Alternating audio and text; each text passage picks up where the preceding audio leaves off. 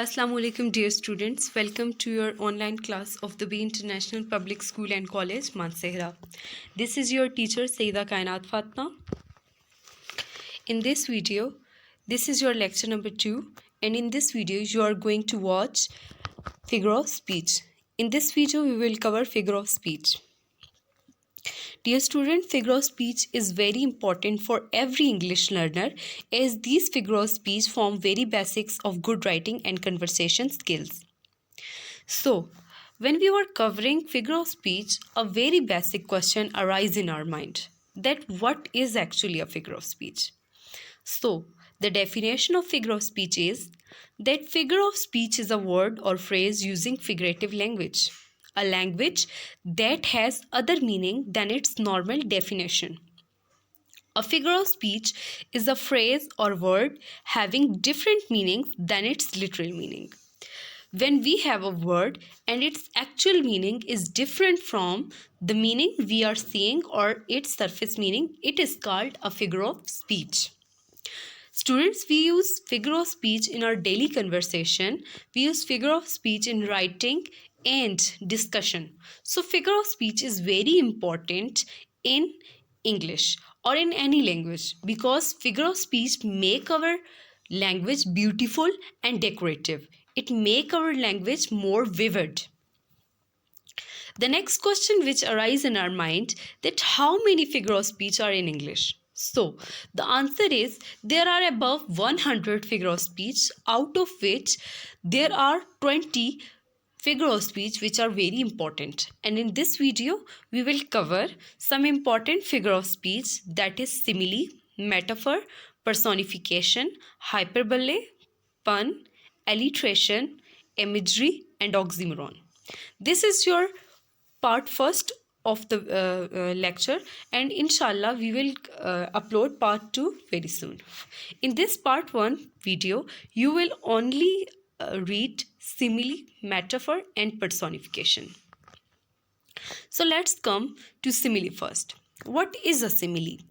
Simile is a figure of speech that uses the comparison between two unlike things.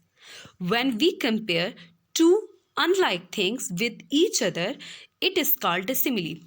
And when we comparing two unlike things, we use the word as and like.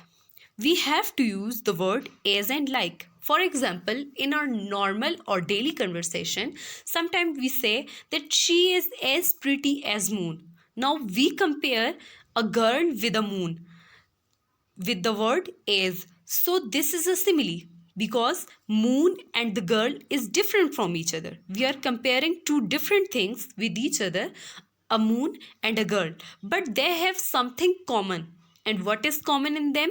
They have the common thing, that is prettiness. So in figure of speech we compare two different things with each other, but they have something similar, and we use the word as and like. You can see in the examples on the screen. I have some more examples of figure of speech for you.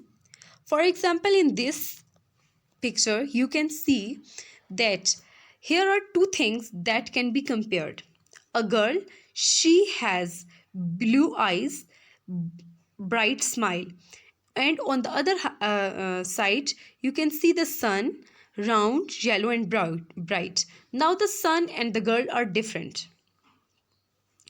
So when we say that her smile is as bright as the sun, now girl and sun is totally different from each other, but we are comparing them. We are comparing both of them. So it is a simile. The second one is her smile is bright like the sun. So again we are comparing a girl and the sun using the word as and like, but they have something common, and the common thing is their brightness. I'm again telling you the definition of simile, that simile is the comparison between two things, two different things, using the word as and like. There are some more examples of simile. For example, as wise as owl, as solid as a rock, as cool as a cucumber, howls like the wind, swims like a fish, grow like a weed, cry like a baby, quick as a wink, quiet as a mouse. So all of these examples you can see that we compare two things with each other, and both of the things are different from each other, but their similarity, there is something common in them. Sometimes we say he is as wise as an owl. So, wiseness of owl and the wiseness of that man is similar. So, that's why we use simile. I hope that you understand simile. Students, when we are talking about simile, how can we forget our favorite poem, Daffodils by William Wordsworth? In that poem, William Wordsworth used many similes. I have two similes, two examples of simile for you. In Daffodils, in first verse, he say, I wandered lonely as a cloud. Now, poet is comparing himself with a cloud. Poet is different from the cloud, but he is comparing himself with a cloud is the example of a simile. He says, I wandered lonely as a cloud. So, as a cloud is a simile which poet is using. Then, as the stars that shine. Here, the poet is comparing daffodils with the stars. So, daffodils are different from the stars, but the poet is using simile here. Our next figure of speech is metaphor. So, what is metaphor? Metaphor is the direct comparison of two unlike things. Here, in metaphor, we also compare two things. Now, you might thinking that in a simile, also we said that the same thing that we comparing two different things. But there is a difference between metaphor and simile. In simile, we compare two unlike things with the word as and like. In simile, we use as and like. But in metaphor, we give the quality of one thing to another thing directly. And we direct comparison between these two things. For example, until she gets a job, she just chipping away her savings. I have some more examples of metaphor for you. The sun was gleaming pearl. Now, in this example, we are giving the quality of a pearl to a sun directly. In next example, my baby brother is a cute little teddy bear. In next example, my baby brother is a cute little teddy bear. We have given the qualities of teddy bear to the baby brother. In third example, my sister's memory is a camera that remember everything we see. We directly say that my sister memory is a camera. We didn't say that my sister memory is as sharp as a camera. If we say that my sister memory is as sharp as a camera, it will become simile. But here we say that my sister memory is a camera, so it is a metaphor. The car seat is fluffy cloud. Now, if we say the car seat is as fluffy as a cloud, it becomes simile, but we give the quality of a fluffy cloud directly to the car seat, so it becomes metaphor. Custard happens in a bowl. In order to tell you the difference between simile and metaphor, I have a comparison chart. Let's see the chart. Her heart is like a gold. Now, in first example, we use like. We are comparing two things, the heart of a girl with the gold, and we use the word like to compare these two.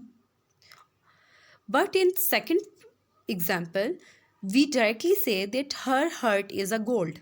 Now, her heart is like a gold is a simile and her heart is a gold is a metaphor.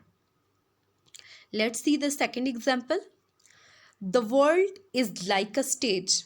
Now, in this example, we are comparing the world with a stage. Both of them are different, but we are comparing them and we are using the word like. In second example of a metaphor, we directly give the example that the world is a stage. So, I think that you are understanding it very well from these examples. He eats like a pig is the example of simile. He is a pig is the example of a metaphor. You're like a rock.